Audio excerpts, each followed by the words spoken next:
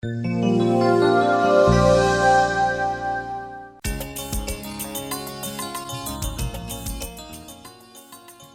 खुदावन में प्यारे भाइयों बहनों, मैं चाहूँगा कि आपको आज एक ऐसी तस्वीर दिखाई जाए जो कि पोप फ्रांसिस की खूबसूरत और तारीख साज तस्वीर है, जहाँ पर वो एक कोड़ी को गले लगा रहे हैं। मैं चाहूँगा कि आज के पाक कलाम को समझने में ये तस्वीर हमारी ज़रूर मदद करेगी, रहनुमाई करेगी कि आज का जो पाक कलाम है ये कितना गहरा है और कितना वसी है और इसका पैगाम किस कदर पुरजोर है और हमारी ज़िंदगियों के लिए खूबसूरत पैगाम है।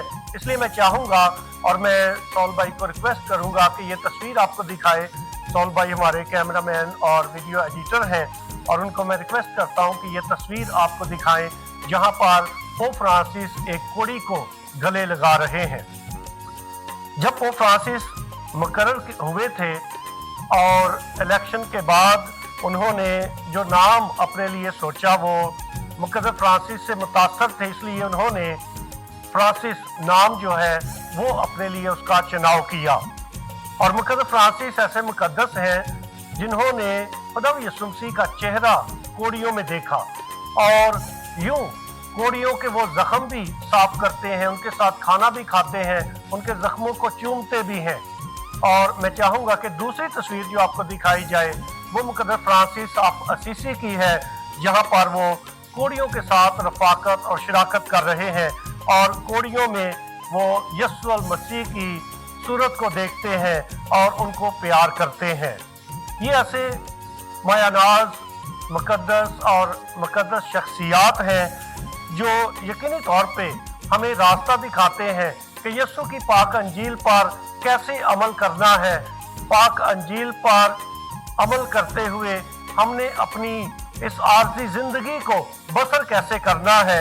ये मुकद्दसीन, ये अजीम शख्सियात हमें रास्ता दिखाते हैं कि पाक अंजील पर चलना कैसे है। पोप फ्रांसिस के मुताबिक इंसानी तारीख की कदीम तरीन एक बीमारी जो है वो कोड़ है। दुनिया के मुख्तलिफ ममालिक में कोड़ियों को इंसानी हकूक हासिल नहीं है, इसलिए पोप फ्रांसिस ने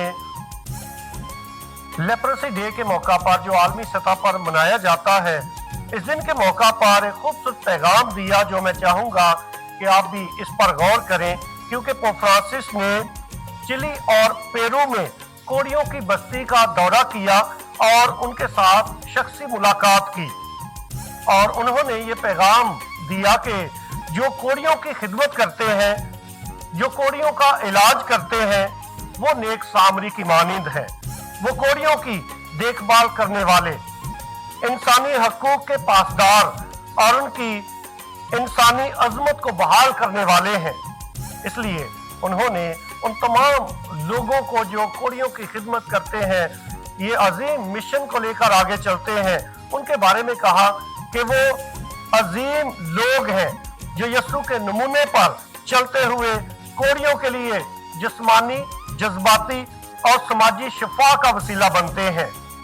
ब्रेनेट मॉर्गन लेप्रोसी मिशन के इंटरनेशनल डायरेक्टर हैं।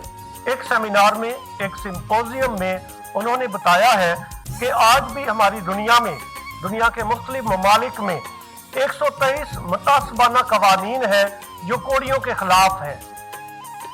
और ये सूरत हाल आज भी हमारी दुनिया में है। जैसे हम बाइबल मुकद्दस हमारी रहनुमाई करती है कि उस दौर में कैसे कोड़ियों को जंगलों में, वादियों में छोड़ दिया जाता था, पहाड़ों में छोड़ दिया जाता था ताकि दूसरे लोगों को बचाया जा सके।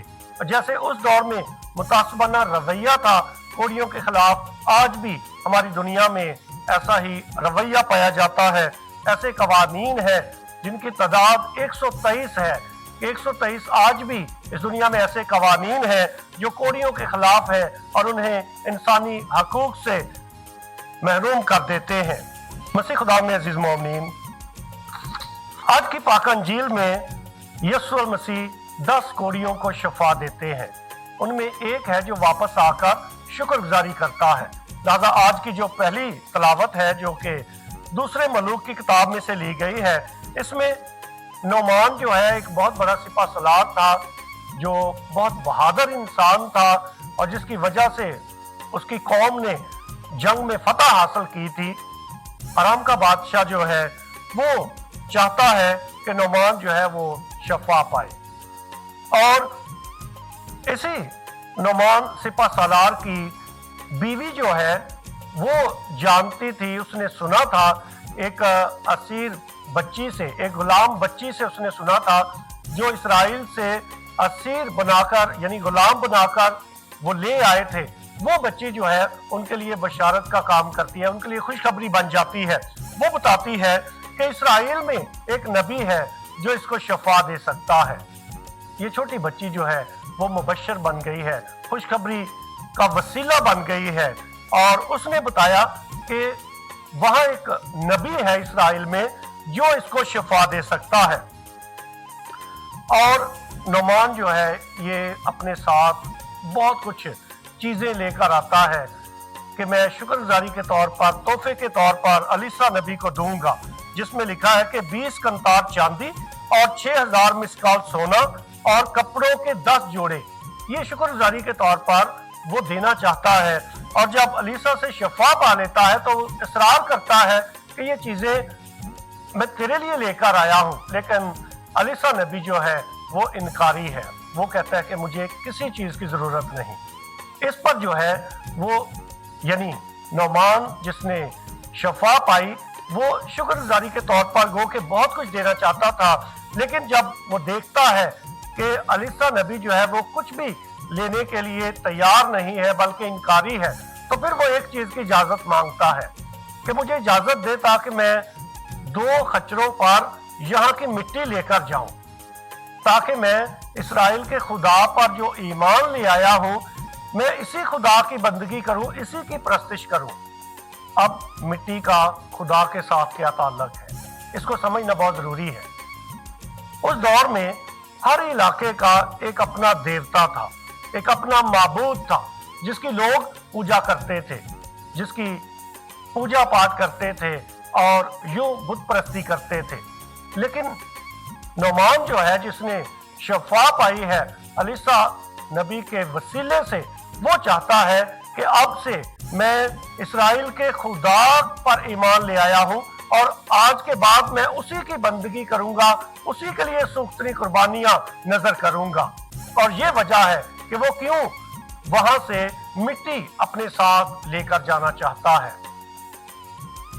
اس کی زندگی تبدیل ہو گئی ہے اور وہ خدا پر ایمان لے آیا ہے، اور اب اس کا یہ عہد ہے، یہ وعدہ ہے الیسا نبی کے ساتھ کہ آج کے بعد وہ کسی اور معبود کی پوجا نہیں کرے گا بلکہ ایک خدا کو سجدہ کرے گا اور اسی کے لیے سوختنی قربانیاں چڑھائے گا۔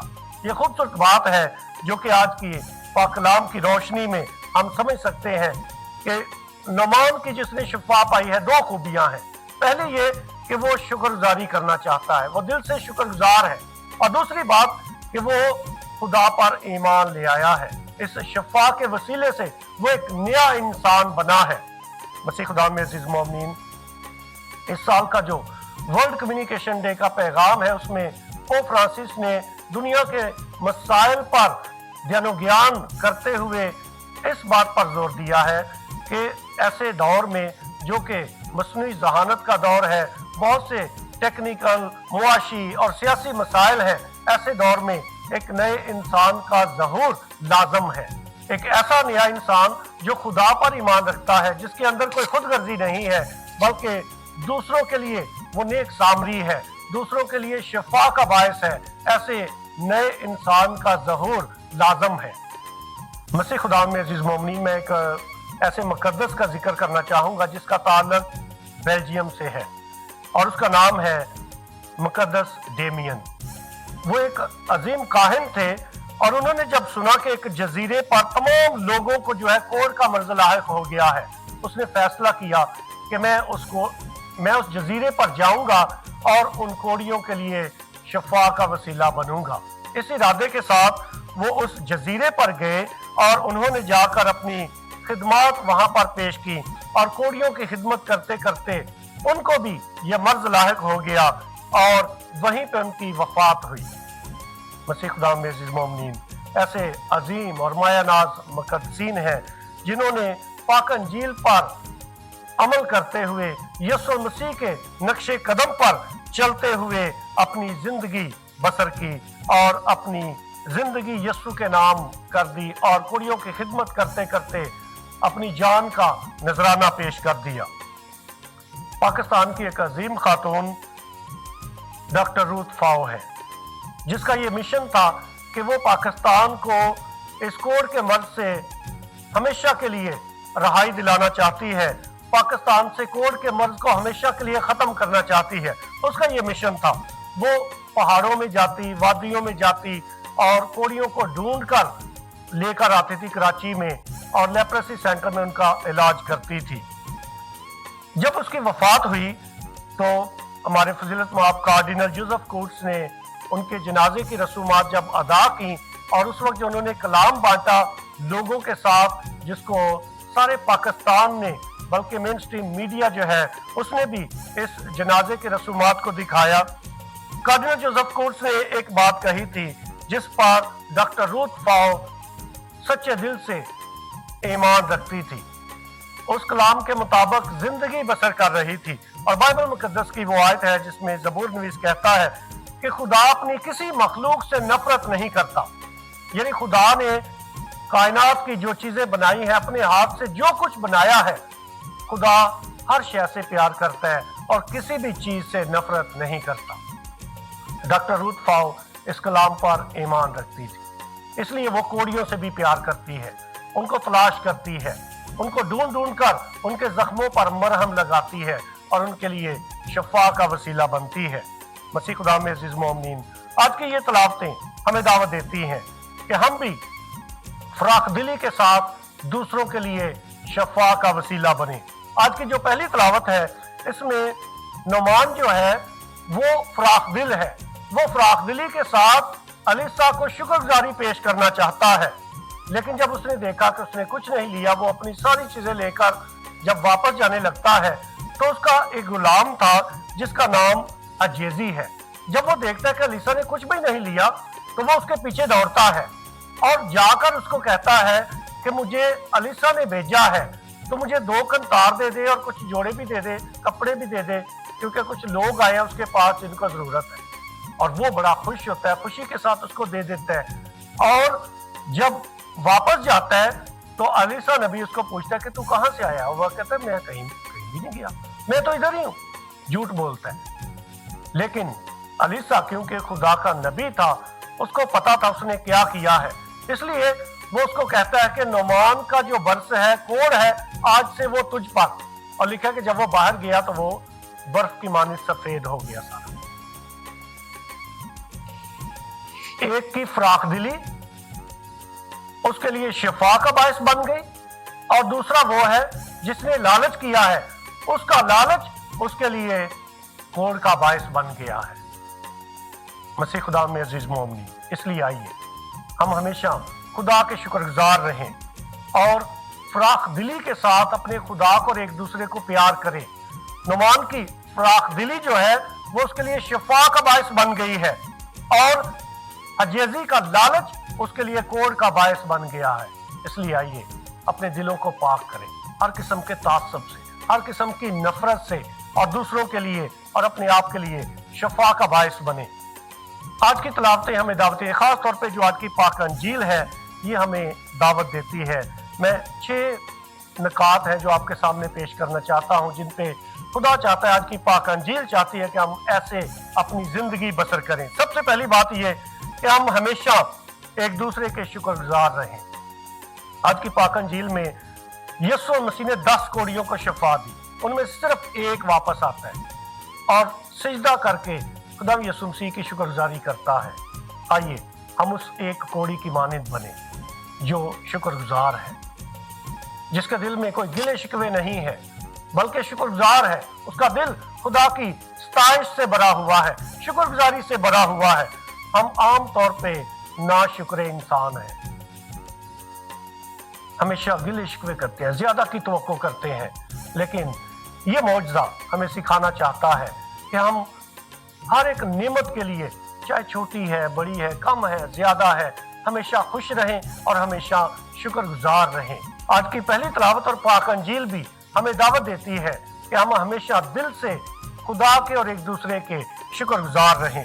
دوسری بات کہ ہم ایک دوسرے کے لیے شفاء کا وسیلہ بنیں۔ جیسے آج کی پہلی تلاوت میں ایک غلام بچی جو ہے نعمان کے لیے شفاء کا وسیلہ بن جاتی ہے، ہم بھی ایک دوسرے کے لیے روزمرہ زندگی میں شفاء کا وسیلہ بنے۔ جیسے یسوع المسیح نے 10 کوڑیوں کو شفاء دی ہے، اس میں صرف ایک ہے جو وفادار نکلا ہے، لیکن یسوع کی شفاء سب کے لیے ہے۔ اس نے 10 کو شفاء دی ہے، جو اس بات کو بھی ظاہر کرتا ہے کہ خدا سب کا ہے، اس کی شفاء سب کے لیے ہے۔ جیسے آج کی پہلی تلاوت میں نعمان گو کہ وہ یہودی نہیں تھا، غیر قوم تھا، خدا نے اس کو بھی شفاء دی، اور ایسے ہی آج کی پاک انجیل میں بھی یسوع نے سب کو شفاء دی ہے۔ یسوع نے ان کو پوچھا نہیں کہ تمہارا دین کیا ہے، مذہب کیا ہے، کس مسلک سے تمہارا تعلق ہے۔ ان کو بغیر کسی تعصب کے، بغیر کسی انکوائری کے یسوع نے ان کو مکمل شفاء دی ہے۔ وہ الگ بات ہے کہ صرف ایک شکر گزار نکلا ہے۔ اس لیے آئیے ہم ایک دوسرے کے لیے ایسے ہی شفاء کا وسیلہ بنے۔ تیسری بات جو آج کی پاک انجیل ہمیں سکھاتی ہے کہ ہم ایک دوسرے کے لیے نیک سامری بنے۔ وہ فرانسس نے کہا کہ جو کوڑیوں کو شفاء دیتے ہیں، ان کی خدمت کرتے ہیں، وہ نیک سامری کی مانند ہے۔ آئیے ہم ایک دوسرے کے لیے نیک سامری بنے۔ چوتھی بات جو آج کی پاک انجیل ہمیں سکھاتی ہے کہ ہم مسیح محبت کو ایک دوسرے کے ساتھ بانٹیں۔ یہ دونوں تصاویر ایک دفعہ پھر دیکھیں، کیسے پوپ فرانسس اور کیسے مقدس فرانسس کوڑیوں کو گلے لگاتے ہیں، کیسے ان کے لیے امید کا نشان بن جاتے ہیں، کیسے ان کے لیے تسلی کا باعث بنتے ہیں۔ محبت شفاء ہے۔ اس لیے آئیے ہم ایسے ایک دوسرے کے ساتھ پیار کریں، جیسے پوپ فرانسس نے، جیسے مقدس فرانسس نے ہمیں پیار کرنا سکھایا ہے۔ صرف خدمت نہیں، انہوں نے گہرے طور پہ انسانیت کو پیار کیا ہے۔ پانچواں نقطہ جو آج کی پاک انجیل ہمیں سکھاتی ہے کہ ہم اس دنیا میں رہتے ہوئے ایک دوسرے کے لیے اس دنیا کو جنت بنائیں۔ اس دنیا میں رہتے ہوئے جہاں بھی رہتے ہیں، کسی برادری میں، کسی گھر میں، اپنے گھر میں، ہم اپنے گھر کو، اپنی برادری کو ایک دوسرے کے لیے جنت بنائیں۔ جب کوئی ہمارا عزیز، ہمارا کوئی بھائی یا بہن مر جاتے ہیں، اس کے لیے یہ دعا کرنا کہ خداوند اس کو جنت میں جگہ دے، یہ بہت آسان ہے۔ یہ دعا کرنا بہت آسان ہے کہ خدا اس شخص کو جنت میں جگہ دے۔ حقیقت یہ ہے کہ ہم اس دنیا میں رہتے ہوئے بعض اوقات دوسروں کے لیے اس دنیا کو دوزخ بنا دیتے ہیں۔ اس لیے آئیے آج ہم یہ عہد کریں کہ اس دنیا میں رہتے ہوئے ہم ایک دوسرے کے لیے دوزخ نہیں بلکہ جنت بنائیں گے۔ یہ عہد کریں۔ جب پوپ فرانسس کہتے ہیں کہ اس دنیا میں رہتے ہوئے ایک نئے انسان کا ظہور جو ہے اس کی ضرورت ہے، آئیے ہم وہ نئے انسان بنے جو نیک سامری کی طرح ہے، جو شفاء کا وسیلہ بنتا ہے۔ اس لیے آئیے ہم اس دنیا میں رہتے ہوئے دوسروں کے لیے آسانیاں پیدا کریں، مشکلات نہ کھڑی کریں، بلکہ ایک دوسرے کے لیے اسی دنیا کو جنت بنانے کی کوشش کریں۔ چھٹی بات جو آج کی پاک انجیل ہمیں سکھانا چاہتی ہے وہ یہ ہے کہ ہم ایک دوسرے کے لیے خوشخبری بنیں۔ جیسے آج کی پہلی تلاوت میں وہ چھوٹی بچی، غلام بچی جو ہے نعمان کے لیے، نعمان کوڑی کے لیے خوشخبری بن گئی، اور جیسے یہ ایک کوڑی جو شفا پا کر واپس آتا ہے، اس کی زندگی بھی دوسروں کے لیے خوشخبری بن جاتی ہے۔ اس لیے آئیے ہم ایک دوسرے کے لیے خوشخبری بنیں، بدخبری نہ بنیں بلکہ خوشخبری بنیں، ایک دوسرے کے لیے بشارت بنیں۔ آئیے آج کی پاک انجیل کے مطابق ہم ایک دوسرے کے لیے شفا کا وسیلہ بنے، ایک دوسرے کے لیے نیک سامری بنے۔ خدا ہمیں ایسا کرنے کی توفیق دے، آمین۔